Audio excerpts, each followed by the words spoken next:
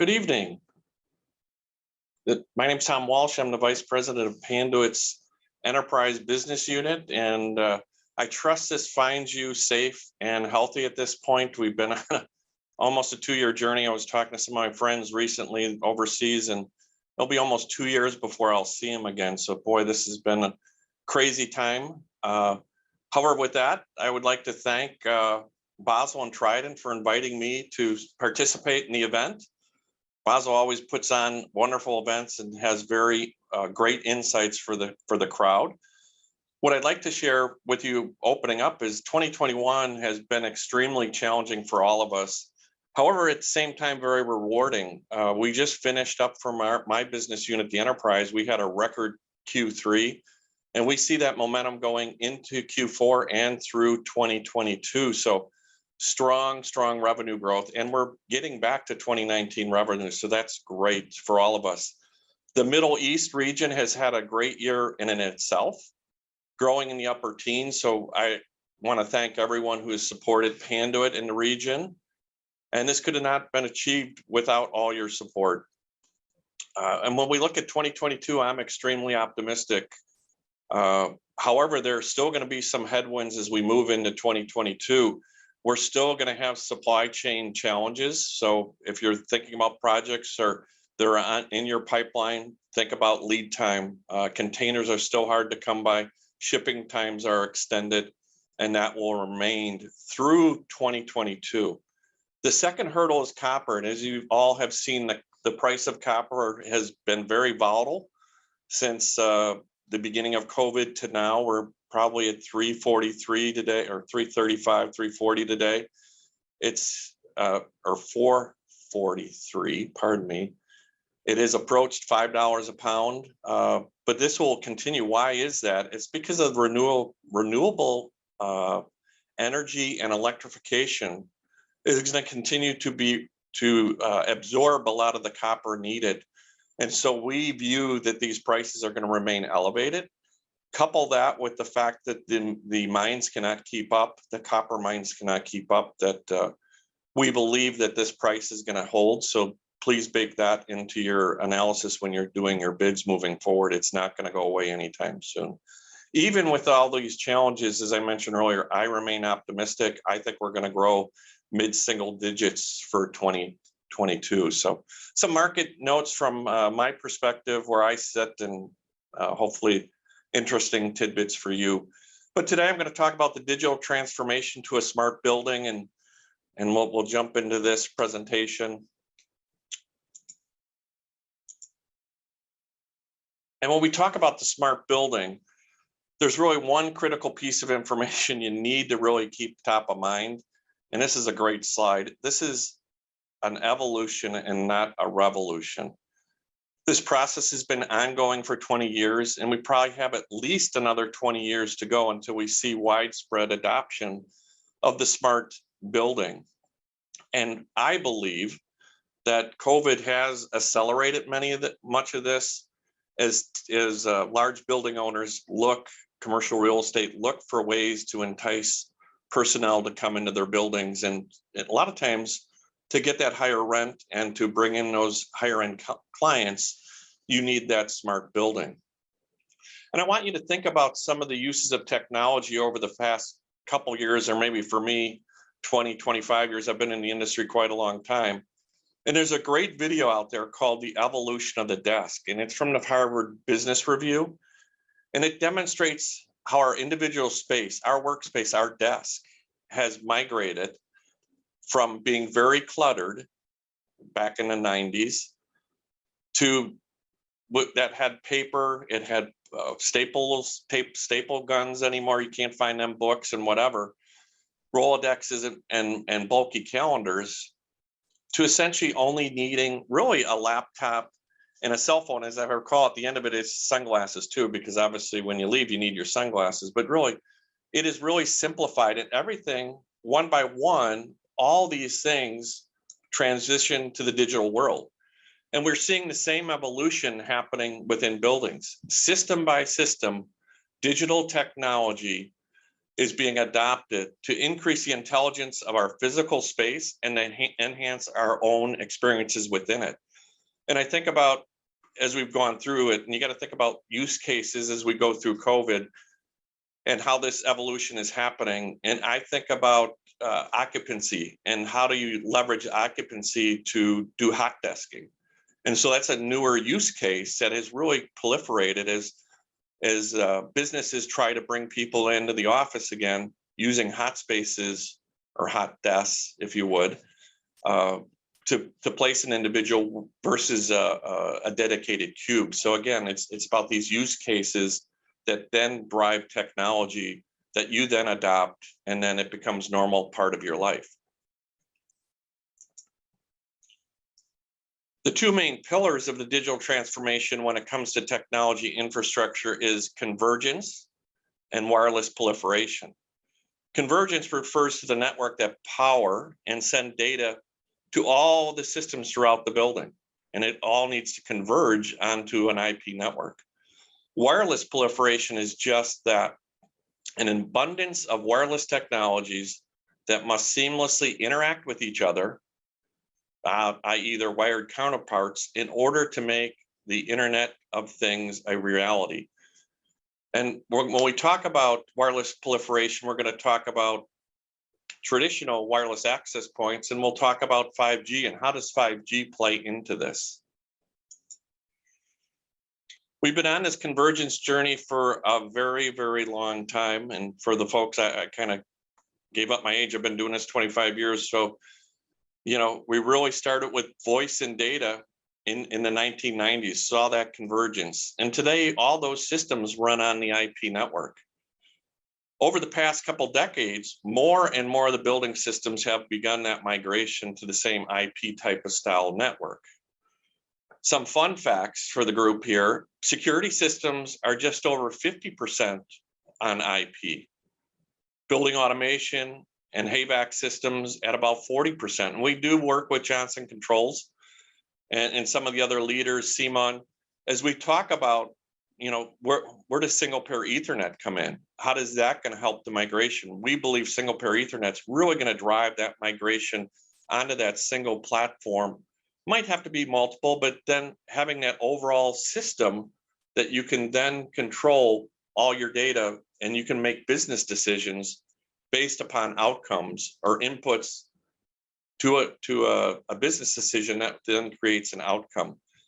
And we see single pair Ethernet as one of those technologies that will help migrate us forward. Frank Straka will talk about that tomorrow with you. And then lighting and sensing are just in the infancy stages of growth. A couple more fun facts, you know, 75% of the existing buildings out there, this comes from some of our commercial real estate friends like CBRE or Cushman Wakefield, 75% of the existing buildings are dumb, with 60% of the space being built well over 20 years ago. So there's plenty of opportunity for us to create new smart buildings with all that existing old technology out there. And you got to really wonder, what were they thinking when they built those buildings? Are they ready to be converged? I'm going to say no. So there's plenty of work for us to do as we move forward. The vision of the true smart building is founded on the implementation of a single, we talk about the single network. This common network will be across the IT and OT areas, and it will be converged. This network will offer a simplified power delivery, so we're talking about PoE here, and we'll integrate with automation software and IoT devices to provide a holistic, detailed approach to how the facility operates. So you want to bring in all that data, you want to be able to digest it, and then make business decisions upon that. At the end of the day, hopefully giving you a return on your investment. So it's about really thinking about those applications or those use cases that you can work on to improve your smart building. And really, why do you want to do that? And it depends on where you sit. The CFO is going to want you to provide an ROI on adding all that new technology to manage your personnel and whatnot.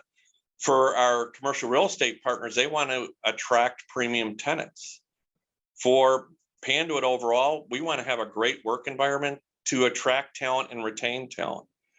We also view long-term that this is going to simplify the management of the building overall, and it's going to reduce the overall costs. It's going to make you more efficient. And for many of us, it could become a competitive differentiator, i.e. a better space, higher rent hours, or for Panduit or for yourself, if you're running a business or a business owner, it's about making sure your most important asset, your personnel, are happy and you can retain them long-term. And when we think about this, we begin to think about the fourth utility. This is just like the basic utilities that we have today in our buildings, be it water, gas, and electricity. We've come to depend on it in all aspects of our life, and it's getting to be wintertime here. I'm looking out the window here. It's getting cool. The leaves are dropping, and I just turned my heat on the other day. So having all those make sure that we can live the way that we are used to. And the IP network that is going to be used for the data and communication, that will become the fourth utility, that converged infrastructure that we talk about. The fourth utility will be the foundation of the smart building, having a common network infrastructure for communications, data, and then analytics, and combining it with building automation, offer a foundation for building operators to be able to provide returns to their business. We talk about adoption. Who's adopting this? Where do we see the smart buildings and who's taking it on? Really, the high-tech companies are to the right have really taken it on because they need to bring in that great talent that they need. So they have very interesting work areas and smart buildings because they are in the thick of technology. That's what they do every day. It's part of their DNA. Luxury hotels, another area, they're looking for ways to provide their guests the most personalized experience, which the smart building can do. My brother was telling me that when he goes to a hotel in DC, when he gets into his room, he's a Diet Coke person. There's 4 or 5 Diet Cokes already in the refrigerator because they know what he likes. So they're catering to him. So he does enjoy going back to that location over and over again. Large government buildings are often early, but they're not the first by any means. These buildings include technology as a means of adopting adoption of new regulations or environmental sustainability. Higher education, as we go on the other side of it, is there to try to bring the best talent, both educators, scientists, people who are going to study and provide papers and create the university as a thought leader. You want to attract them, but you also want to attract the best students. So having that is very, very important. And then when we get to the K through 12, they're 1 or 2 generations behind the curve, and they're not really early adopters. Now the retail industry, I'm really going to watch this one to see how they respond. We've seen how the retailers have had to move from their traditional brick and mortar to more of that Amazon experience, delivering quickly and on time. I believe, and we're seeing some of these, what we're calling their Amazon Go stores, where you walk in, highly leveraged in technology, cameras, different sensors to understand what you're putting in your bag. So how it works, you have cameras throughout the whole building. And as you walk and take products, it's registering what you're taking and putting in your basket. And when you leave, it knows who you are based upon your cell phone because you open an account, and it just bills your Apple Pay account. It's pretty ingenious, and I'm looking forward to see how that Amazon to Go works out for us. We have one being built here in Chicago down the street here. I want to get inside of it. I've seen pictures of how much structured cabling is in it, and it's millions of feet. So how is that going to migrate, and will the bigger retailers take that on to be determined? But that is an opportunity for us in the future. Now let's talk a little bit about wireless proliferation. We've covered about network convergence and the importance of it. The second piece to this puzzle is really wireless proliferation. There's a number of different wireless technologies all coming to a head in the market. The 2 that we are probably most familiar with are 5G and Wi-Fi.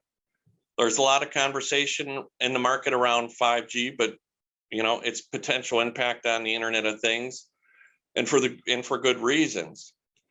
But the thing to remember is 5G, as it stands today, is mostly being utilized in the outdoors. Once it gets inside of the building, which I'll talk about in a couple slides, you'll see Wi-Fi and 5G living together harmoniously, if you would, in the environment within the building. Here I've got, on this slide, we're showing 5G adoption on the bottom and Wi-Fi 6 adoption on the top. And I'm going to focus on the Wi-Fi 6.